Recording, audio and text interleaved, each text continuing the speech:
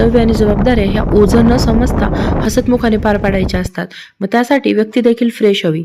दिवस शनिवार 3-4 तास निवांत होते. म्हटलं चला येऊया सकाळी सकाळी एक फेरफटका मारून. मग घेतली मैत्रिणीसोबत. त्या 3 ते 4 तासात कव्हर करायची होती पाडळीची देवी, त्यानंतर जाईचा देव गिरडा आणि वापस येऊन थड. पण पाडळीच्या तुळजाभवानीचं दर्शन घेतलं आणि समोर जाऊन पाहत होतं काय, जाईच्या देवची यात्रा, कारण आज होती पौर्णिमा. मागी पौर्णिमेचा संचार हा पौर्णिमेच्या अंगात संचारला आणि मग आम्ही लागलो जत्रा फिरायला. तर दर्शनाची रांग होती भली मोठी. मग आता जत्रा दिसल्यावर आम्ही मागं राहणार आहे का? आणि विशेष नवल वाटण्याचं कारण म्हणजे बुलढाण्याच्या इतक्या जवळ असूनही मला माहित नव्हतं की जाईच्या देवाला इतकी मोठी यात्रा भरते.